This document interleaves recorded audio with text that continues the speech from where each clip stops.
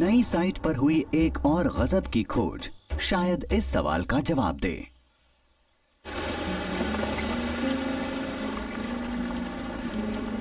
युकैटान के आज के मेरिडा शहर के ठीक बाहर सड़कों के लिए हुई खुदाई इत्तेफाक से कई साइट्स उजागर कर रही है। आज तक 190 नए माया शहर दिखे हैं, जिनकी तादाद अभी बढ़ रही है।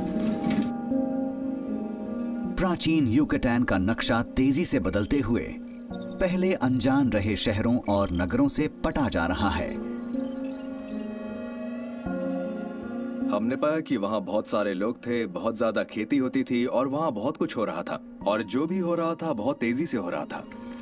हमें लगा यहाँ बस छोटे छोटे टीले हैं। देखा तो ये बहुत उलझा हुआ टाउन था और शायद यहाँ अर्बन सेंटर्स भी दिख जाएं। तो यहाँ एक कहीं ज्यादा घुली मिली सोसाइटी की सोच उभर रही थी और मेरे ख्याल से ये ग्वाटेमाला के बराबर की थी। हम दसियों साल से इन साइट्स के बगल से गुजरते रहे बिना इन्हें समझे। ऐसा नहीं था कि हमें जाकर इन जगहों को खोदना पड़ा हो, वो हमारे नाक के नीचे ही थी, हम बस इन्हें देख नहीं रहे थे। सोचिए कितनी हैरानी की बात है।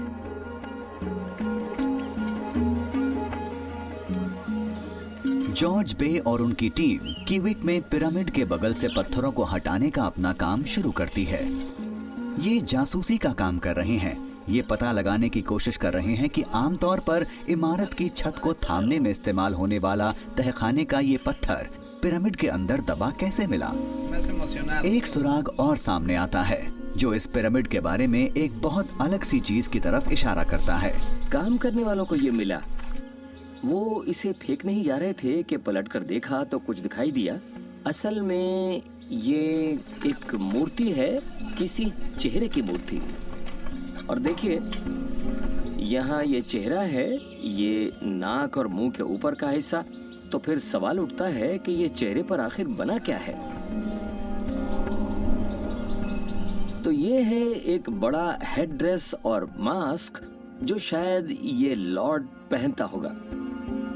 प्राचीन माया के लोग अक्सर इस जैसी मूर्ति को शाही इमारतों के सामने वाले हिस्से पर लगाते थे। ये एक हिला देने वाला सुराग था और खुदाई करने पर इमारत का कोना उजागर हुआ। ये हिफाजत से सहेजी बिल्डिंग का ऊपरी हिस्सा है। ये वो है जिसे हम टूटी मोल्डिंग कहते हैं। दरवाजे के ऊपर जाता मलबे का ये ढेर अब भी दरवाजे को रोके है। ये प्लास्टिक का बचा हिस्सा है, शायद ढाला और पेंट किया। टीम के पिरामिड की परतें हटाते जाने पर एक शाही महल उभरा।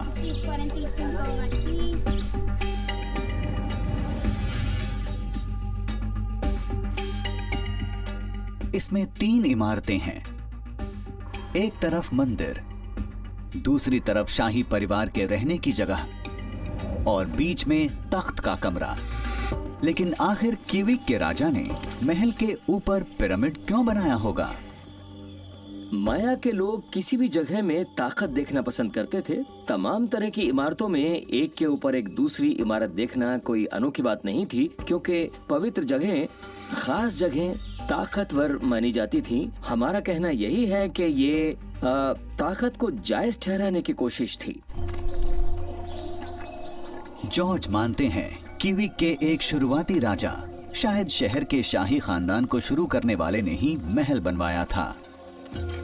सदियों बाद एक दूसरे राजा ने अपने पूर्वज के घर के ऊपर पिरामिड बनवाकर अपने पूर्वज की ताकत से सीधा नाता जोड़ा और खुद की ताकत बढ़ाई।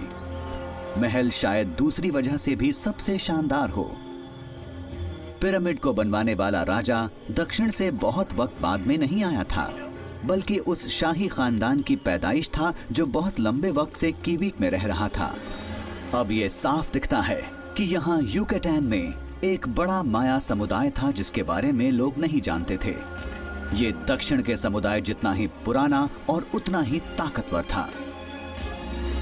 असल में हम ये नहीं जानते कि माया समुदाय कहाँ शुरू हुआ या किस जगह शुरू हुआ।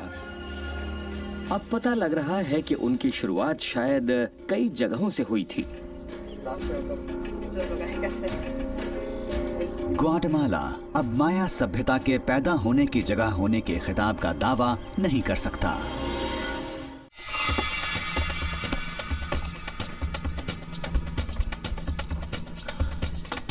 अब ये पक्का होने के बाद कि उत्तर में विशाल समुदाय था, कई सवाल खड़े होते हैं। आखिर ये माया कौन थे और उन्हें भुला क्यों दिया गया?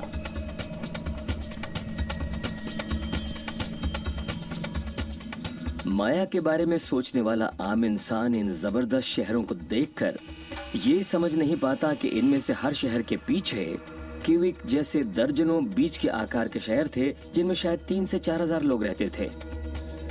क्यूबिक के पास एक निगरानी टावर से पूरी साइट को समझना ज्यादा आसान है। बे की नजर में क्यूबिक उत्तर का सबसे शानदार शहर था। अभी जो आप देख रहे हैं वो असल में क्यूबिक शहर का बाहरी इलाका रहा होगा। देखिए, जहां वो छोटी सी पहाड़ी है वो शहर का केंद्र था। बे ने जब अपनी खोज शुरू की थी तब उनका मानना था कि क्यूबिक का फैलाव बस पिरामिड के आसपास के इलाके तक ही था, लेकिन बाद में लाइडार मैपिंग ने दिखाई एक दूर तक फैली स्टेट, घाटी के उस पार ऊंची सीढ़ियों वाली, जो बताती है कि शायद क्यूबिक कहीं बड़े कॉम्प्लेक्स का केंद्र था।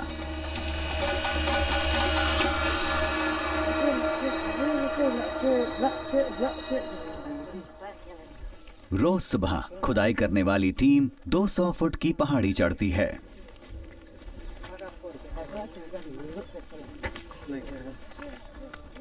बीते जमाने में माया लोग इस रास्ते से ऊपर आते होंगे जो ठीक इस जगह तक आता होगा। आप जो देख रहे हैं वो बुनियादी तौर पर पत्थरों का ढेर है, लेकिन अगर आप यहाँ खड़े हैं 850 एडी में तो आप उस जबरदस्त सीढ़ीदार रास्ते के ठीक नीचे खड़े होंगे जो आपको उसके ठीक ऊपर तक ले जाता होगा, जो हमारे हिसाब से महल या बागीचे वाला घर या बड़ा घर था। आज के हिसाब से भी ये एक बहुत आलीशान जगह रही होगी। उन्होंने साइट को नाम दिया स्टेयरवे टू हेवन।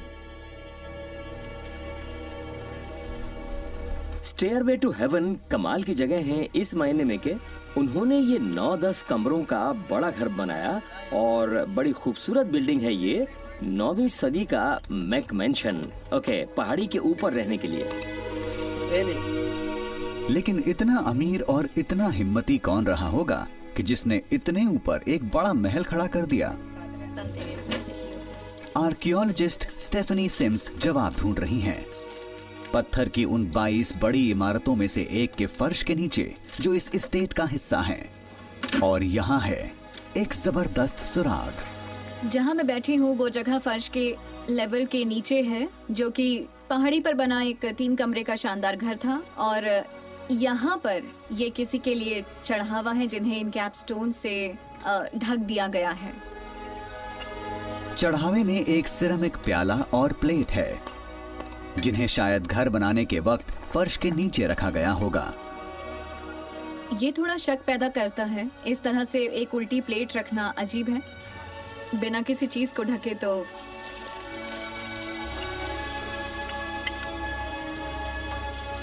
टीम के होशियारी से प्लेट को हटाने पर सबूत के कुछ सुराग उभरते हैं। ये खराब हुई हड्डी के बुरी तरह से सड़े, यानी खराब हुए छोटे छोटे टुकड़े हैं। अभी कह नहीं सकते ये इंसान की है या किसी जानवर की, पर इंसान की लग रही है।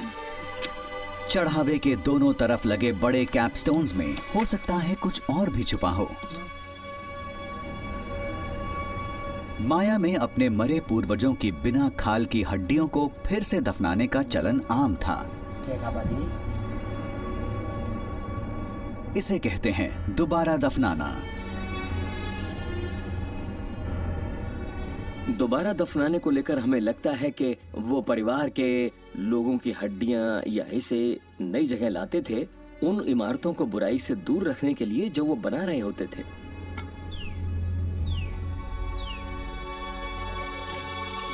फर्श के नीचे के कैपस्टोन्स हटते हैं और मिलता है एक इंसानी दांत।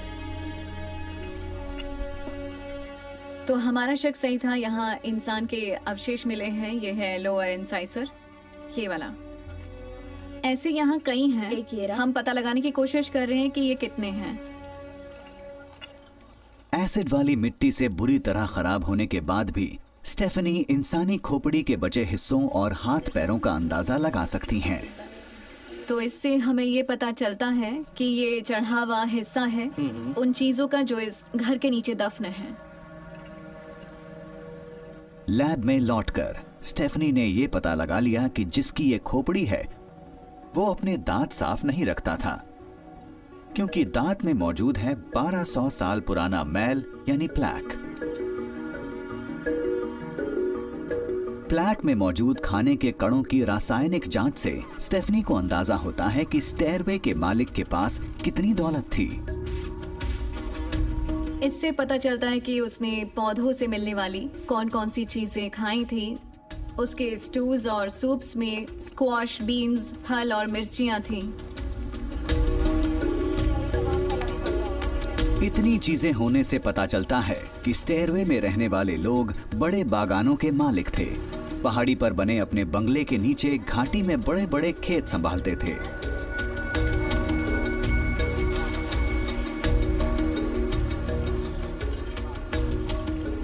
जॉर्ज की टीम के पास पहाड़ी पर नजर डालने से साफ हो जाता है कि स्टेयरवे अपने में अकेला ऐसा नहीं है, बल्कि दर्जनों बंगलों में से एक है।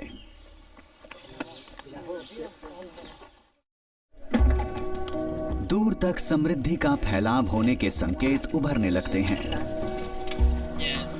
स्टेयरवे जैसी साइट्स पर दूसरे दर्जे की कई इमारतें, हुनरमंद कामगारों के बनाए इस जैसे पत्थर के घर प्राचीन मध्य अमेरिका में नायाब थे।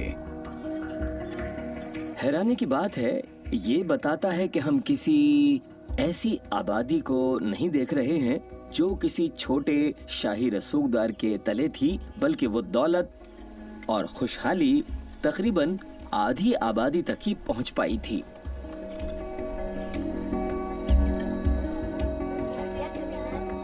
कीवीक शायद अमेरिका के एकदम शुरुआती मध्यम वर्ग का सबूत था। उत्तरी अमेरिका के उपनिवेशवादी मध्यम वर्ग से करीब 1000 साल पहले। इन लोगों के पास शायद मौके होंगे, शायद ये जमीन हासिल कर पाए होंगे। मतलब ये सोचना थोड़ा दिलचस्प है कि वो शायद अपने सपनों के शहर में जी रहे होंगे।